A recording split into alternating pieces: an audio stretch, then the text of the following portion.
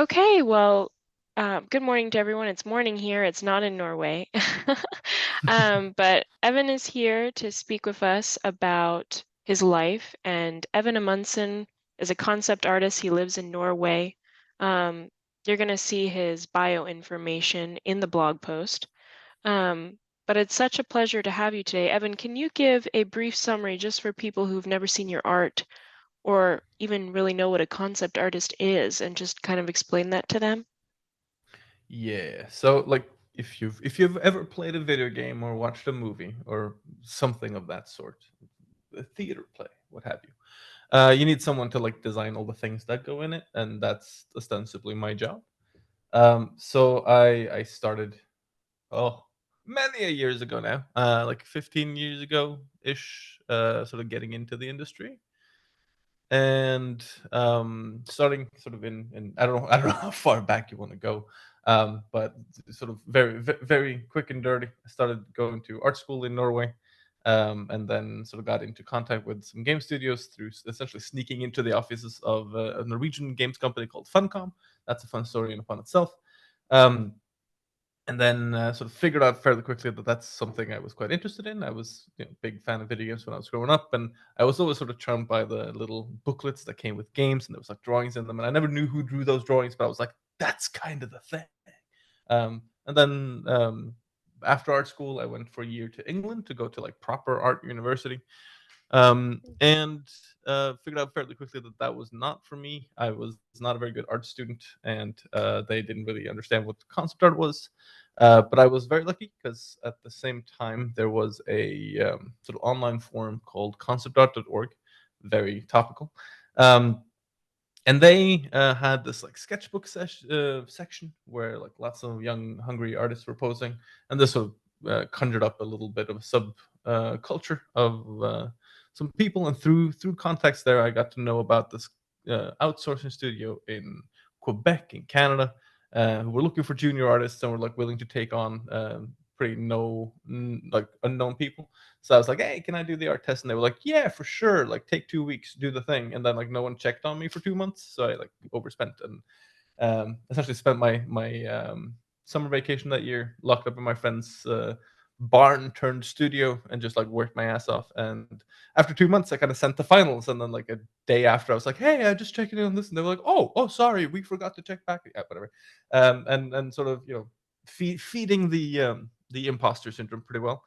I got that job and worked in Quebec for 3 years, then moved to Prague for a year, then through another sort of series of relatively random connections in the industry, I got approached by Blizzard to come into California to work for them, which was, one of those like childhood dreams come true, Yeah. turning into being one of those like, oh, wait, I haven't really liked a Blizzard game since Warcraft 3, and not that they're not like good or whatever. It's just not my cup of tea. So you get there and you like start working. And I worked with like fantastic artists, and like if I was to describe that job and that position in that place to anybody, like it sounds perfect, but I was miserable.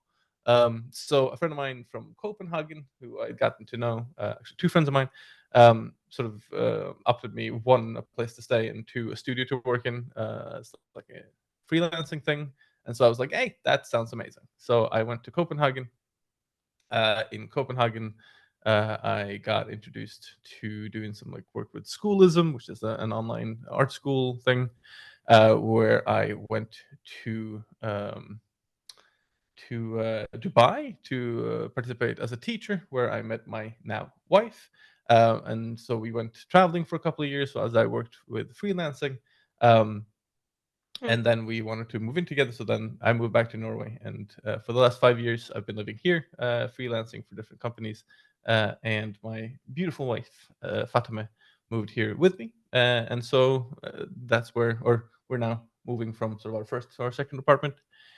And to sort of make it more about like the jobs, I worked for quite a wide variety. I mentioned Blizzard. I've also worked for Games Workshop and Riot. I worked for the company in Quebec, which was Volta Gaming, or Volta Studios, they're called. Currently, I'm working for two studios: Trollheim, which is a Swedish studio, and Artifex Mundi, which is a Polish studio. And I worked for kind of all over the place, and everything from Yeah. Apple to oh, it's a long list. It's just it's hard to call it up. Right there is Goldilocks is a French studio I recently worked for. Also worked for Ubisoft quite a bit. Worked on Assassin's Creed Valhalla. So that was a thing to do. I think that's one of the jobs where I got a little bit of um, sort of renown. Hmm. Also, in sort of this process of being through the ringer, I've also started working on like my own little IP thing called Time, which is a Norwegian word for like drawing, but also omens and signs and the whole thing. Um, so made some books with that, and also working on that on my spare time. So yeah, that's the quote unquote Yeah, quick and you've dirty. been quite a traveler for sure. Um, what was your childhood like? Like, did you move a lot when you were a kid, or?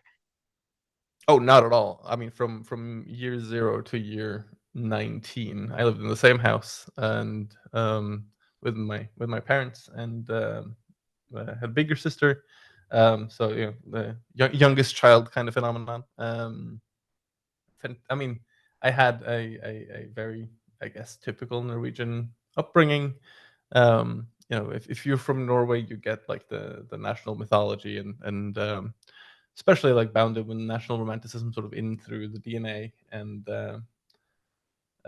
we traveled a lot, sort of for vacations and stuff. So like I've been around in that sense. But yeah, like again, like you can go deep there, but that's sort of if you want to skim through it, it becomes kind of a muddled middle ground. But yeah, like growing up in Norway is sort of very very nice. It's hard to know exactly, who the audience is and what I should compare it to, but you end up hiking a lot and skiing a lot and going up in the mountains, and you get quite familiar with a good bit of nature. And but that's that makes it sound like we're all outdoors people who live off the land or whatever. It's not quite there, but we love the seasons up here, and trolls and gnomes and all that good stuff, and mythology and all that. You do kind of have a built-in relationship to it. Hmm. So yeah. Were you, is there a really fond memory you have as a child? It could be like something you did as a family or a time you had that you just remember really fondly. Oh, like a ton. I think one that kind of reoccurs to me a lot because it's quite sort of seminal, and also because it ties into a kind of um, non-troped relationship to like stories and fairy tales and stuff, was Mm. from from kindergarten. We had this like tradition of when it was your birthday, you would get like a cake with like lights on it, and then you blow out the lights. Actually, you didn't get the cake. We just had a candle, and you blow out the candle, and then you breathe in the smoke. And so whenever I smell like candle smoke, I remember like I have that same feeling, because like then you were supposed to picture the a moment in a fairy tale story, from or like fairy tale makes it sound very unserious. We had very serious sort of fairy tale telling Mm. in my kindergarten. So you were supposed to sort of picture that as best as you could, and then tell it back to people. And that sort of, I remember that sense of like fairy tales are real kind of thing. Did you Uh, do that every birthday, or was that just oh for yeah. kindergarten? Oh, No, no, wow. well, for in kindergarten, that's when it started, and then like I remember it every time I smell a sort of candle that has just been blown out. What's But the also point? in What was oh, the point of doing that? I don't know what's the point of any tradition, or I don't know, like it was just something you did. I don't know if there was a point Mm. to it other than like it's a little oh, I can't. I'm stuck on the word tradition. What is like a thing you do habitually? Like a little. Oh, like when you light candles and stuff. It's called Oh, a thing. yeah. I can't. Yeah. I can't remember the word. But I think you mean more seriously than just a tradition. Like it's something Well, it it seems meant like you, something to me, right? Because then, like, yeah. as a child. like that kind of thing became quite real to me. Yeah. And so, like, things that otherwise could be quite arbitrary and neglected or seemingly trivial things became quite serious. Like, I was that's actually something fun for in hindsight, was that our the head of the kindergarten, she was working on her PhD in pedagogy when she was working with us. And so I became the subject of her of her PhD thesis, because I was a very serious player. Like, when it comes to playing games, I was very, very serious. I had, very sort of like, you to say it in Norwegian, enten så leker du eller så loker du. So leke is to play, look is to fuck around, and I did not fuck around. So, like, if the other kids weren't following the rules or weren't like playing along properly, I would get really mad.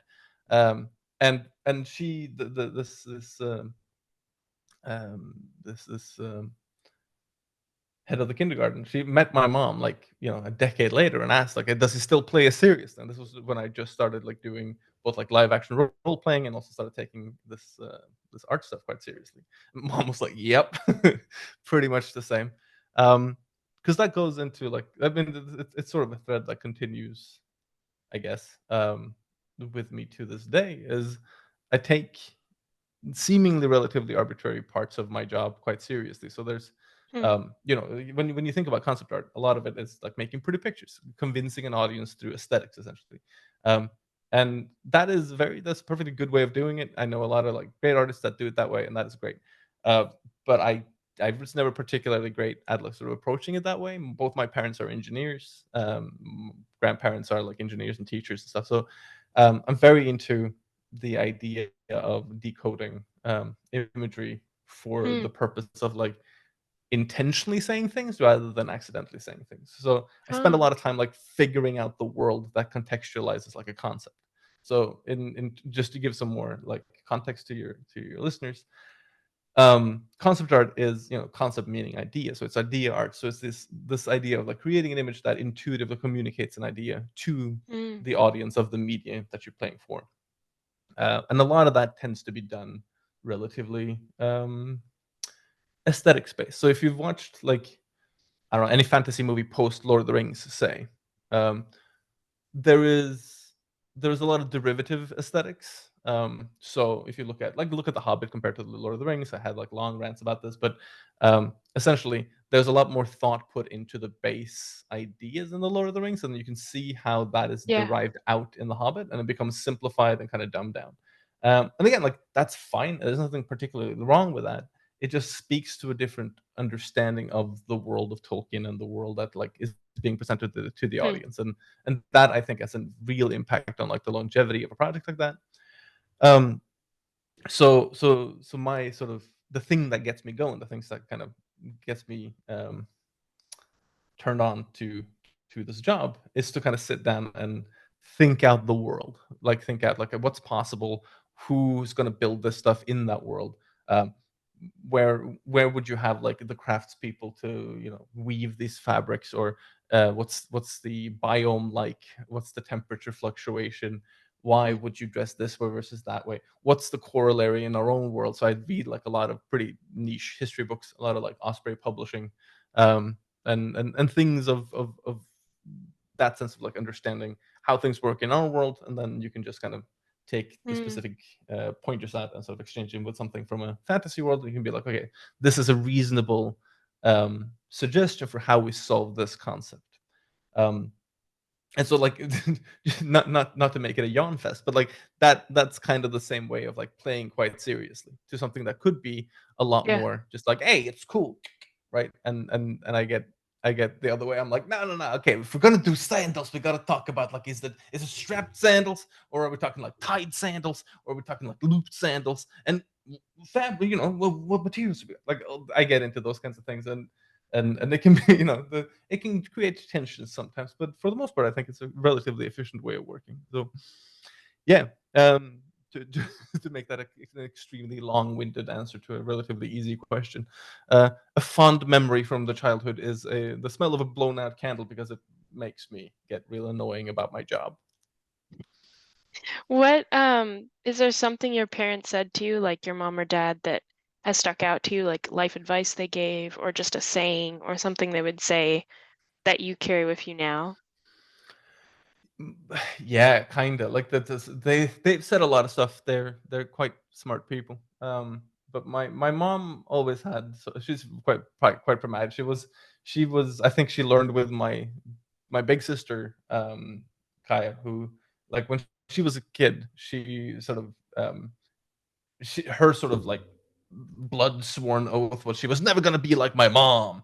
But then she turned out to be an engineer who works in very similar areas to my mom, but works on big projects, sort of quite quite similar as it turns out. So I think when it came to me, and I was just like, hey, I'm gonna like do arts. And my mom was like, okay.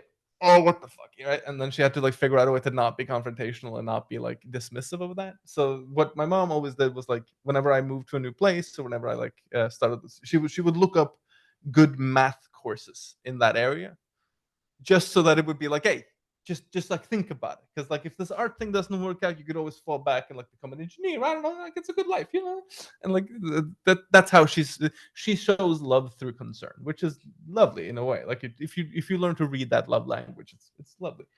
um and she always had this thing where it's like money's not going to make you happy, but a lack of money is likely to make you quite miserable. So like as long as you Very can make true. enough, it's never about like, you don't have to make the big money. You just have to make like enough to like, be To settled, live. right? Yeah. Right, exactly. So I think that was a basis for a fairly sort of healthy relationship to money. Which like one of the reasons why when I understood, for example, in California, that like I'm not loving this job. Like, it paid ridiculously well, and it was more money than I had ever had before. So I was like, part of me, the very intuitive part of it, was like, oh Christ, like I don't feel like I can walk away from this. This is very good money. To walk away from this is ridiculous. And then she sort of reminded me of like, well, money is not going to make you happy, but the lack of it. So as long as you make enough, if this isn't making you happy, then fucking, yeah. And so that was big. And for my dad, like my dad always just like he had the attitude of like, just make it work. Like you can make it pretty later, but like make it work first.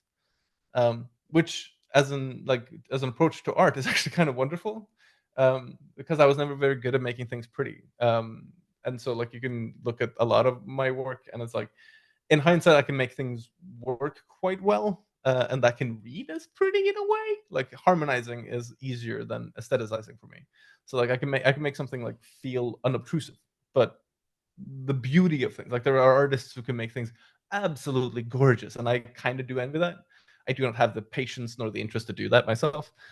Um, but like that there's another way. That there's a practical way of just like if you make it work first, then you can come back and you can make it like nice and elegant and whatever you want to do, but make it work. I was like, yeah, that gives me like a north star to aim for. Um, Hmm.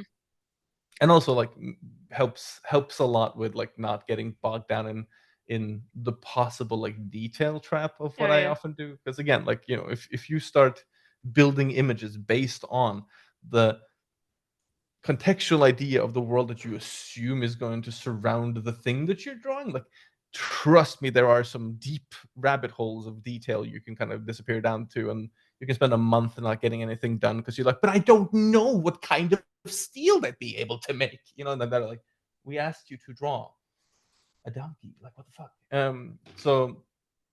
So like make it work first, right? Yeah. That's a good thing I think he passed on. Yeah. W- I'm gonna go What with do those you, 2. Those are good, solid answers. no, so they're very good. Um, what for you, and it can be like this season of life you're in, like what is making life beautiful and like worthwhile to you? Oh, easy. My wife. She's amazing.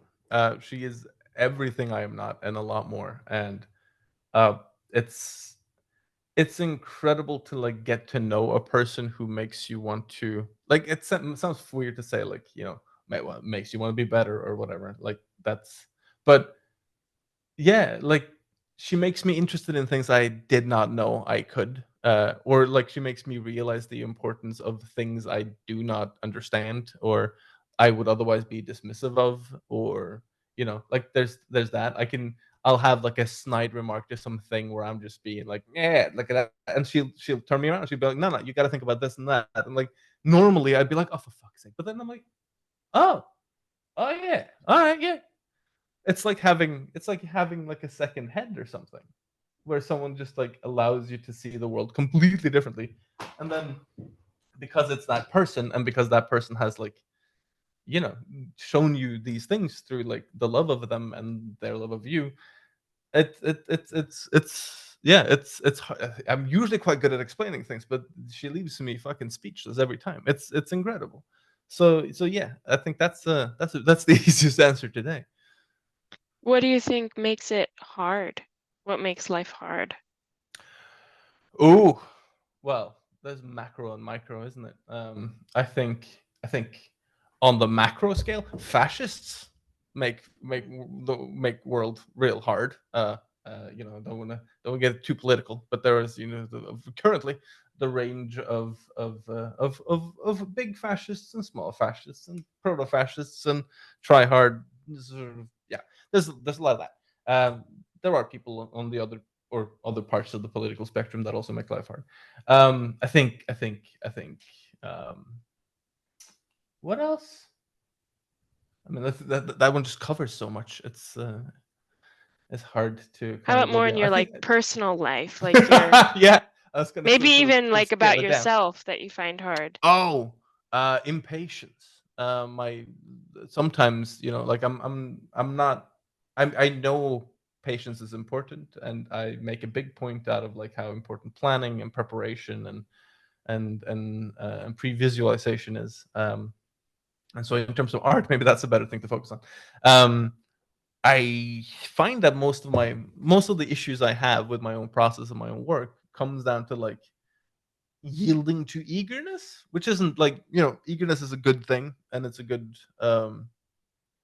quality in itself. But when it leads me to sort of disregard lessons I've had to learn 100 times, um, it takes about 20 hours down the rabbit hole of a bit of work until I'm like, oh Christ, all right, yeah, yep, I remember now. I should have like stopped and like made sure that arm was the right length, or that eye was at the right angle or whatever. Um, that's definitely one thing. Um, Sometimes lack of communication can be a thing. That's more in sort of in a professional capacity. I think that's actually gotten a lot better though. So I mean, I don't want to like be glib, but life's actually pretty good. like Currently, I work on two jobs that I absolutely adore. I get to live with my favorite person in the world. We have two cats, and we're moving into like a fantastic new home. So yeah, I don't want to be like like white guy privilege or whatever, but like I don't have much to bitch about. So I'm gonna keep that relatively breezy. I don't have much negatives going on. Do you and your wife want to have children? That's a good question. I think eventually, yeah. But it's something we sort of go back and forth on. It depends a little bit on timing and Yeah, works and all that kind of stuff. But yeah, I think so. because I feel like you'd be a really good storyteller with your kids, with the art, especially with the art that you create. It would be very Ah, real. yeah, I am an uncle, and I have received the sobriquet of super uncle. So I do at least sort of hold on to that with some preciousness. What no, and don't be intimidated by this question. Like you can think on it in a big level or you can just think it on it small, but um one thing I found really interesting is as I've interviewed different people, a lot of people have a different reason for why they live, why they Mm. think it's important that they're living. Um, and for you, like, why do you feel like you're alive? Or like, what does life mean to you in the sense of I'm here, um, and this is what I'm supposed to do with it? Like, what does it mean to you? All right, so there's like three answers to that. I think the functionalist answer is that in the springtime of 1988, my parents had a romantic evening, and then some stuff happened, and I'm here now. Um, and you know, I am quite.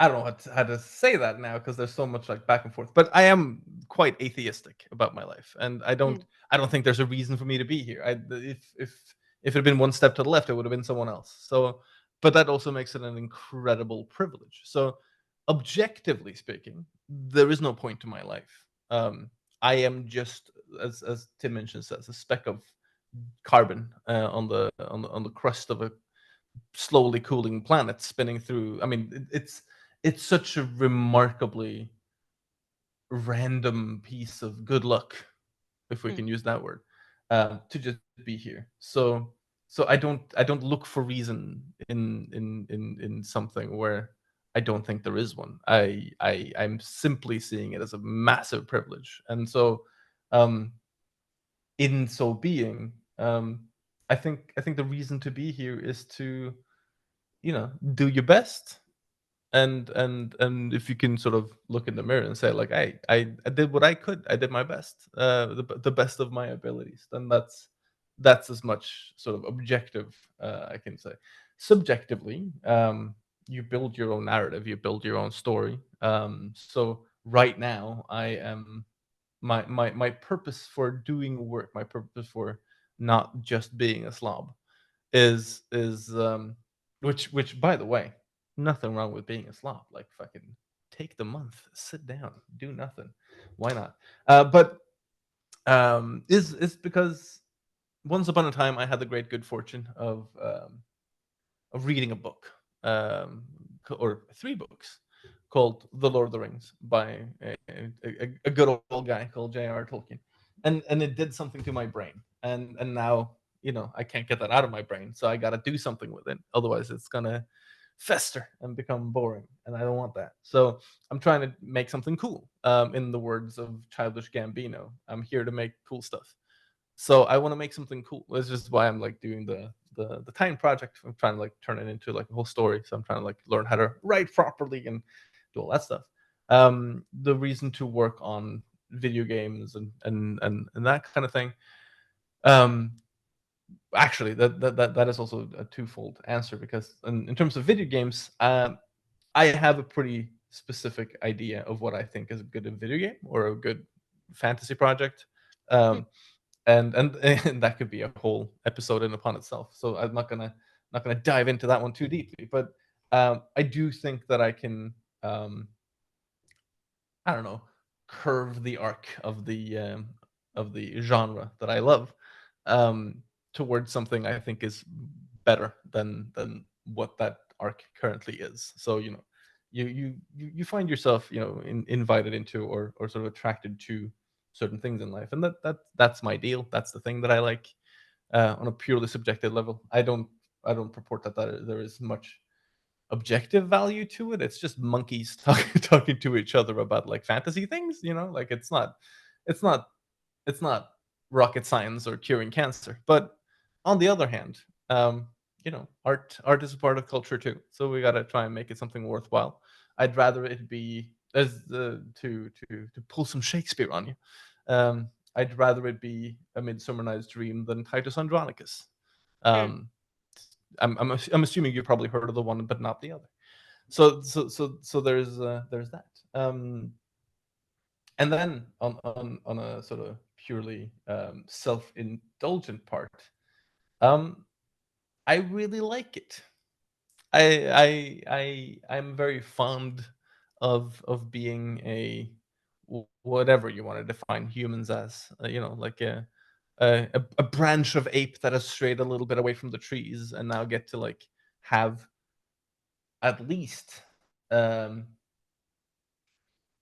semi-accurate abilities to observe the universe around me and be like, whoa, shit's crazy, and then like do something about it and talk to other people and experience what can be experienced through the fallible ambulatory corpus that has not been designed but evolved to carry this thing around. Like that's that's that. I guess that's my answer. I don't know. Does it make you sad at all in the sense of like dying and then that's it? Not at all. I mean, I think I'd be much more, if not intimidated, I think I'd be much more depressed at an idea of an afterlife, really.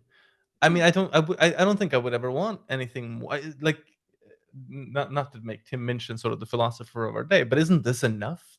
Like, what more do you want, man? Like, we're the fact that just to be aware that you're living now rather than 30 or 100 or a couple of 100 years ago.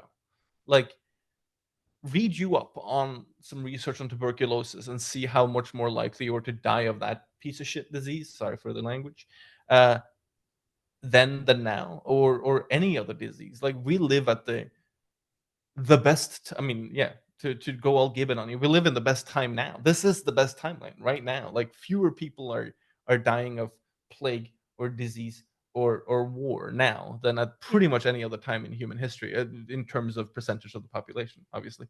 And technology wise, like, go back and read some Stefan Zweig on like the laying of the Atlantic, like, Morse code cables, and you're like, holy shit, that took so much work. And it was like the connection of things where you're like, I can talk to people in America now, right?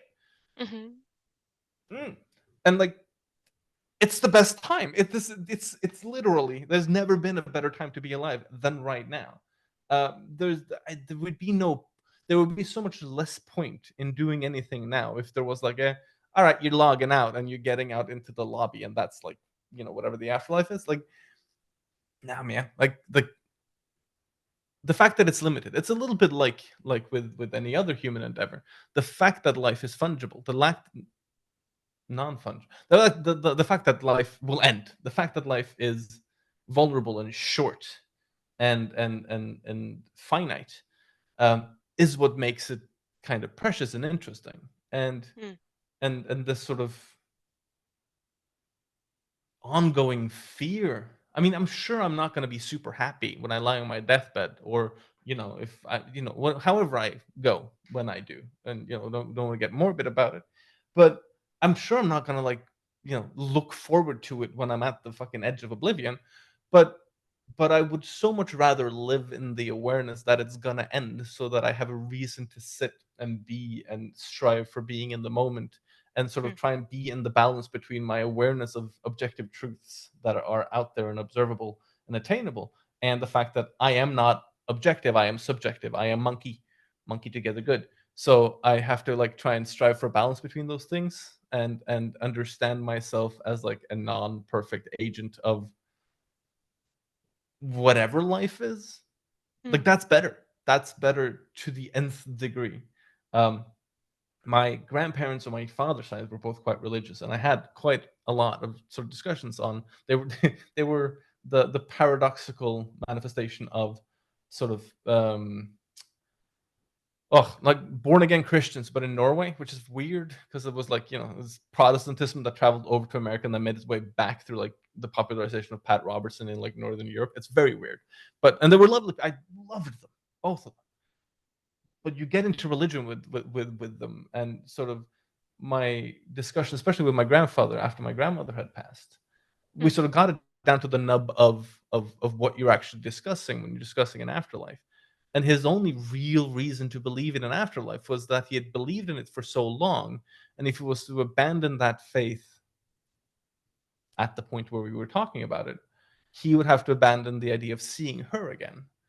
At which point I Ah. didn't want to, like, I didn't want to touch that, because, like, I can respect that. That's his subjectivity. That is important to him. I'm not gonna, like, touch that. That's fine. That's not hurting anybody. But that's because it was never motivating him to do anything other than, like, continue to act in a way that would make her proud, to make her want to see Hmm. him again. And so, like, I'm okay with that. But But it would I'm also not. seem like, from what you've said, you would see that as limiting. Of course. Yeah, yeah, yeah. Like, but so that's an example of, you got to figure out when you have to disagree without being disagreeable, where you have to, like, let sleeping lions sleep, or lie, whatever. Like, we could go on. I could disagree with him, and I do. I still think he was wrong. I think when you die, there's no reason to think that you can damage any part of the brain while you're alive and it will change everything, right? Like the very few instances where you see active physical brain damage that doesn't change some part of your mental capacity, but somehow the belief that when it all gets cut off, then like somehow that is retained and goes offline and into the great ether beyond. I have no truck with that. I don't understand why, when we know what we know. In the same way that like now that evolution has been proven on a bacterial level, there's no real reason to oppose the idea, but some people will. And whatever. Like that's my job is to make cool stuff. My job is not to like make people's lives miserable. For the most part, though I do my best. Um so like people might disagree, but to me, I will never quite understand the attraction of an afterlife. I can understand it if you are a peasant in the 1300s and the Black Death has just ravaged the land and everything you knew is gone. And like the idea that there will be some kind of justice in the afterlife and you'll see everyone, like, I get that. But that is trauma talking. That's not truth. And we're getting far off of the original question, I think. But to me, being in the here and in the now, and not necessarily relying my truths on holy text written by people of far less informational, not capacity, but luxury than I am now. Um, I don't find the arguments in any of those texts particularly um, neither attractive nor convincing in terms of explaining what happens after my heart stops beating and my brain dies. I think it's over then, and that's fine by me. I get to Mm. be here now. It's fucking fantastic. What when you were mentioning the lives that when you were saying that this is the best time, if you did have Mhm. to pick another time, not this time to live in, what do you think you would pick? Ooh, that's a good question because there's a couple of things there, right? Like there's the sort of the time traveler sightseeing tourism kind of thing where Mm. there's a bunch of stuff in history I'd love to see. Um, But you would have to but like live there. You couldn't come exactly. back. And there's like diphtheria and tuberculosis and all kinds of like ridiculous little diseases that's just gonna fucking off you. There's polio, for God's sake. Oh, very good question. um I don't know. I I think maybe the only time I can imagine that would be sort of worthwhile living in, because I am a man of creature comforts. I wouldn't want to be in like a time of catastrophic calamitous war or anything. That would be uncomfortable. Um, I've read enough Stefan Zweig to be curious of what like the late Austro-Hungarian Empire would have been like. But also like I do realize that his books are written from the perspective of one who lived in mostly the upper echelons of that society, and also it's a society whose luxury was built on terrible, terrible nepotism and racism and colonialism. So I don't know if I would be comfortable with a whole life. So I mean, yeah, there's a bunch of like answers to that. I think overall, my primary answer would be fucking nowhere, because like the past is awful. The past is freaking awful. Like you read between the lines of anyone from Herodotus to uh Nichols to like to any historian, and they all mention like all of the big stuff. Very few of them mention like, yeah, then there was like the Antonine Plague and like a third of the empire died, and you're like, Christ Almighty, And the fact that they could just get away with not mentioning things like that. Um, oh, Antonine Plague just get mentioned, but like there's a lot of like plagues and stuff that just don't get mentioned because like an empire or an emperor like went and did a thing, and then like they mentioned that instead. Um, so I don't know. I don't think there's any time in history I would rather live in than now. But if I had to make that choice, Ooh, this is not an easy one. I think I would love to see what the Achaemenid Empire was like just because like Cyrus the Great, the Mm, Persians in their yeah. sort of first heyday. Just because you start off with essentially the remnants of all of the Bronze Age empires having through massive wars been sort of drafted together into a loose though interwarring sort of cultural sphere. Um, and then finally, and been taken into different environments and so on. But then like one guy comes in and finally manages like play out the cabal properly and sort of bring it all together, and then proceeds to like improve everything pretty quickly. I think that would be fascinating. So either those, or mostly because my historical reading on the Mongol Empire comes from sources outside of the Mongol Empire, other than like the Mm, Mongols' own like secret text. Um, yeah, like living through the sort of late beginning of the Mongol Empire, like around the time of like Subutais' great journey and stuff. If I was, part of that culture, me dropping in there now, that'd be ridiculous. So I'd have to be sort of part of that culture for that to be inviting at all.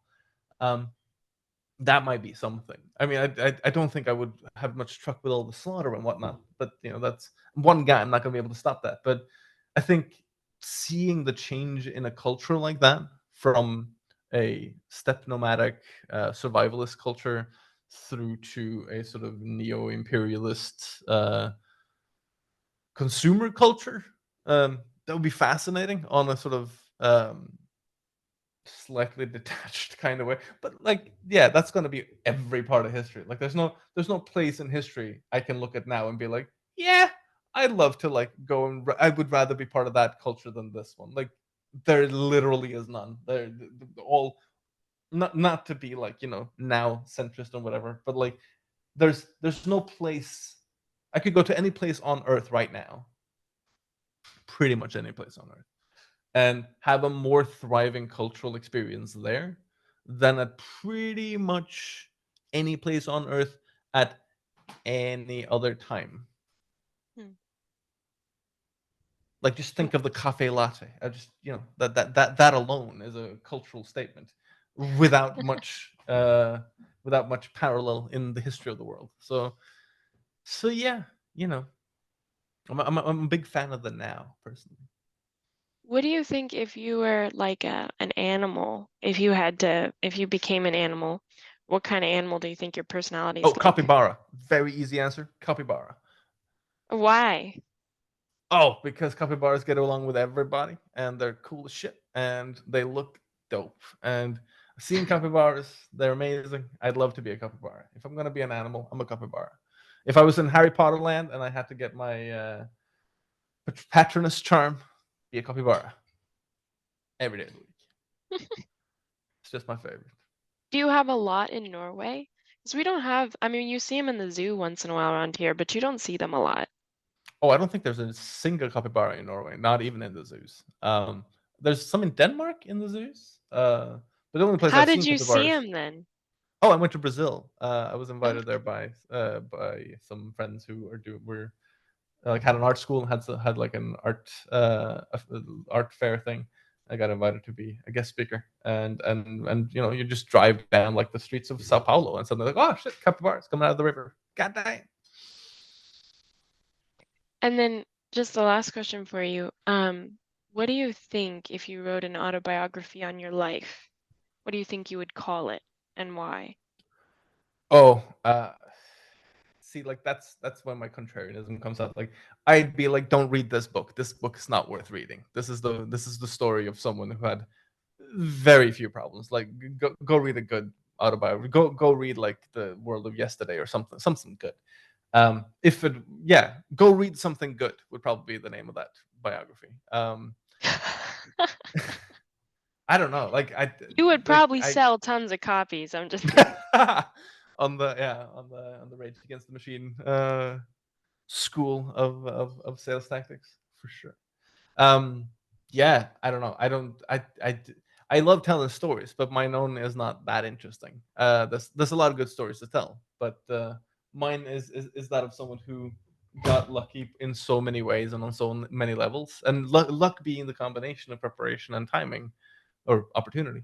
But there's also like there's parallel to me. There's so many other people whose stories are far more interesting. So go read their biographies, I think. But what would your, if you did write about, do you think you would start from your childhood till now, or would you just focus on your career, or is there a specific aspect you'd focus on? All right, look. Let's lend that question the seriousness it deserves. If one would write such a book, then it would have to be, because it was worthwhile writing. So let's assume that I'm like 80 when I start writing it, and that I've done some things worth remembering. Uh, I'd probably call it something semi-pretentious, like a life drawn or something, a drawn life, whatever.